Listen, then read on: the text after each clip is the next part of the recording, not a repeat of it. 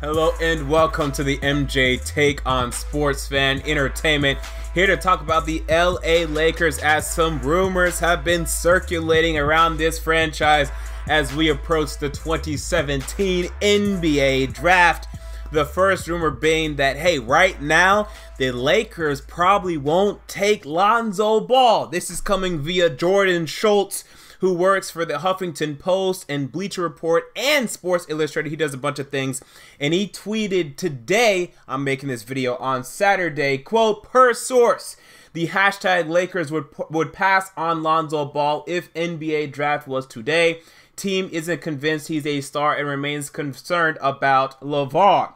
He also said, per source, Lonzo Ball, quote, it's not even close right now. Ball won't be a Laker unless if they really start to buy into him as a star, hashtag Lakers. Now, this goes counter to what a lot of us think intuitively and from what we've heard heading into this process, that the Lakers love Lonzo Ball and that they should love Lonzo Ball. You know, he played at UCLA. He's been in LA his entire life. It seems destined for Lonzo Ball to be an LA Laker.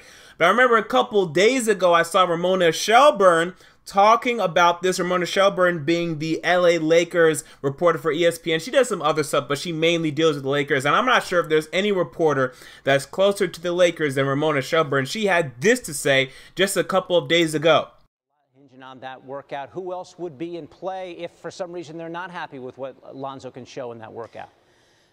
Yeah, I think right now the two guys, and now we're assuming that Fultz goes number 1 overall to Boston, right? Because I think he would obviously be in play if he was available at number 2. But if it's Lonzo Ball, but also Josh Jackson is a guy that they're going to take a very long look at because of the length that he has and his ability, his toughness and ability as a defender. I mean, that's, if you look at the way Luke Walton plays and he wants the Lakers to play, just look up here in Golden State at how the Warriors play. Okay, so this is the blueprint. As important as a guy like Steph Curry is to that team is a guy like Klay Thompson or Andre Iguodala, those lengthy defenders who are versatile and can play multiple positions. And I know there are those in the Laker organization who feel like Josh would be a great complement next to Brandon Ingram in that type of a role. So you got to work both those guys out and see how they fit into what you want to do. And they're also going to look at De'Aaron Fox, the point guard from Kentucky, and Jason Tatum. You know, I think right now I would say that Ball and Josh Jackson are ahead of those two, but let's see the individual workouts, because as you remember in the NCAA tournament, when Fox and Lonzo went head-to-head, Fox won that game in the NCAA tournament. The Lakers apparently, again, as she said, are interested in Josh Jackson. And when I go back and I listen to Magic Johnson, who was on the radio about a week ago, he was talking about Lonzo Ball, but he was also talking about Josh Jackson and Jason Tatum being 3 players that he thought could change a team in this 2017 NBA draft. Also, Markelle Fultz. He did not mention De'Aaron Fox, so listen to this. When you think about it, Key, you got about 3 probably or maybe 4 guys that can change franchises. You know, Markelle Fultz. He's with his offensive ability, because you know he's one of those unstoppable guys. Josh Jackson, I think, has a chance to be really special too. He's a competitor. He reminds me a lot of you as a football player, how you like to punish guys and how you didn't mind going over the middle, and you always on third down, they always coming to you to make the big play, or it gets close to the goal line, they're going to go to you. That's Josh Jackson. That's his mindset. Tough. You know, he wants to have the ball at the end of the game. And so I think he has a chance to be special as well. And then the kid from Duke, Tatum, I think he has a chance to be special. So when we hear all of this, I think the Lakers are interested in Josh Jackson. Some will say De'Aaron Fox, and Ramona Shelburne also said that they're also interested in De'Aaron Fox. But Magic Johnson himself, he didn't even talk about De'Aaron Fox. Now, perhaps you could argue, and you can argue this is fine, that, hey, he's trying to misdirect people. You know, he's not really trying to show all of his cards, and you could be right on that, but I don't know. Magic Johnson seems to be pretty transparent. He doesn't seem to be very deceptive and tricky like a Danny Ainge. I think Magic just tells you how it is for the most part. I think he didn't mention De'Aaron Fox because he's not looking at De'Aaron Fox. And first of all, let me just get that out of the way. I don't want De'Aaron Fox, period. Okay, I gave him a grade of 85 when I did my scouting report on him, saying that he could be an occasional all-star player and a top 10 point guard. But as I was doing more research, I just could not find point guards in the NBA right now that shot worse than 30% three-point percentage in college. I found a couple. Elfrid Payton and Marcus Smart. That concerns the hell out of me. You want to take a point guard who didn't even shoot 30% three-point percentage in college. That concerns me. I don't want De'Aaron Fox under almost any circumstances. I think he'll still be good, but he damn near won't be an all-star to me anymore like I thought he could be, and he certainly won't be a star. When we look at Lonzo Ball versus Josh Jackson, I'm going to have to backtrack yet again. If you've been following me, you know when we were looking at the March Madness back in March, obviously, I was saying that I wanted Jackson over Ball. Then, as we went to the draft lottery, I said, yet again, I want Jackson over Ball. A couple weeks ago, I said, okay, I now want Ball over Jackson because I looked into Josh Jackson's off-the-court issues, and I just wanted to stay away from those issues. But now I'm kind of going back to Jackson. Here's my official stance. Let me give my official stance on this once and for all. If they take either, I don't care, okay? Because to me, they're so close. They have the exact same prospect grade to me. They're so close. That's why I keep going back and forth. But here's my official stance. My official stance is if you sit down with Josh Jackson and you talk to him about his off-the-court issues and you believe that, hey, that's in the past, he's not going to do it again, take him. And personally, I can't do that, okay? I just don't have that sort of access. So from afar, I might take Jackson over Ball. And the reason being is, first of all, you already know you're getting the defensive impact from day one. He will be a plus defender from day one. Moreover than that, he has so many similarities to Kawhi Leonard and Jimmy Butler and those type, and Paul George as well, those type of shooting guard / small forwards that are really good defenders and develop over time to being a damn near NBA superstar. Now, Lonzo Ball can still be that. I still think he could be the Steve Nash, John Stockton, maybe even Jason Kidd type point guard. But something about Josh Jackson, I think his upside, it's a little higher to me, and his scoring upside is definitely higher to me. And when you just consider this, can you imagine on the wing having Josh Jackson and Brandon Ingram?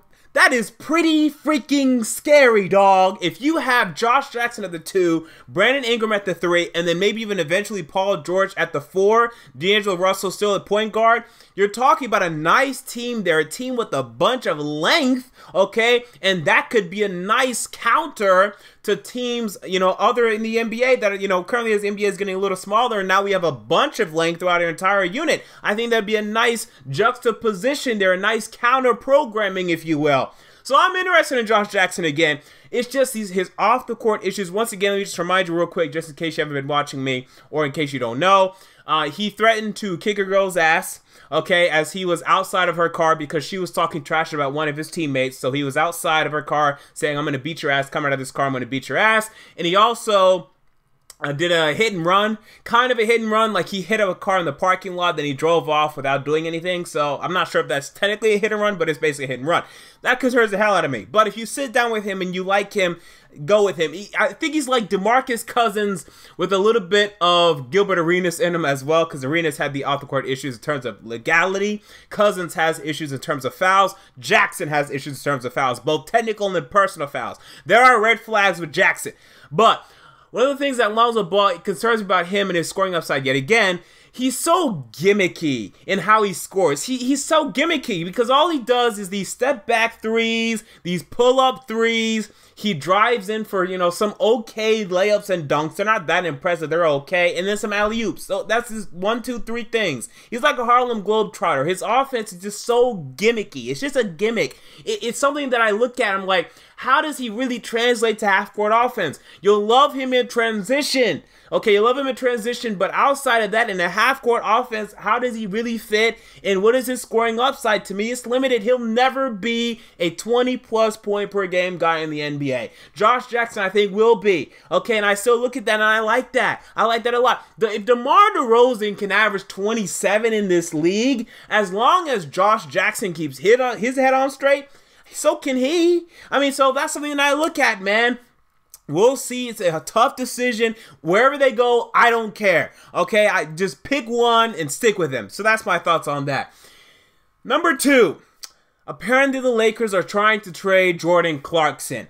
And this is something that I really don't understand. Unless if they're trying to package Clarkson with maybe Russell or Randle in some sort of deal for Paul George or Jimmy Butler or some sort of big deal. If you're just trading Jordan Clarkson, that doesn't make sense to me. Because although he's not a great player, he's a pretty damn good bench player. And any championship team needs a player like this to come off of the bench and give you one game out of a 7-game series, like a 20-25 plus point game, like a Sean Livingston has been for the Golden State Warriors, right? Or even Andre Iguodala. Even back in the past, we had Shannon Brown, right? You just need a nice bench players to me, and I think Jordan Clarkson can be that. Like, what the hell are we going to get for Jordan Clarkson? Because to me, what does this team really need? Let's assume we take Lonzo Ball. Okay, so we have Russell, Ball, Ingram, Randle, and Zubac, okay? And then off the bench, we don't have much. Okay, so you're trying to trade away our combo guard off of the bench for what? I mean, you still have Corey Brewer. I think he's under contract for next season. I have to check that. You have Corey Brewer, who's fine to me as a backup small forward. Are you going to trade Jordan Clarkson for a backup small forward? I don't know about that. You have a backup combo guard. That's good. Who can compete for a 6th man of the year any given year. I think this is good. I don't know why they're interested in trading Jordan Clarkson unless if it is for or in a package for Paul George or Jimmy Butler, and I don't think it is. I think if you trade Jordan Clarkson, the only thing you're going to get is like Marvin Williams, right? And I don't know why you're trying to do that sort of deal. That doesn't make any sense to me. So to me, don't trade Jordan Clarkson. Julius Randle also in trade talks, and again, I wouldn't quite do it, but I buy Randle a little bit more because Randle, his thing is his contract's about to run up. Okay, this is last year of his deal. Although he will be a restricted free agent next summer, this is the last year of his deal. And you could trade him for someone that already has 3 more years left on his deal. That I would understand. But Clarkson just signed a deal, so has 3 more years on his deal. And we know what he is. He's a 6-man candidate.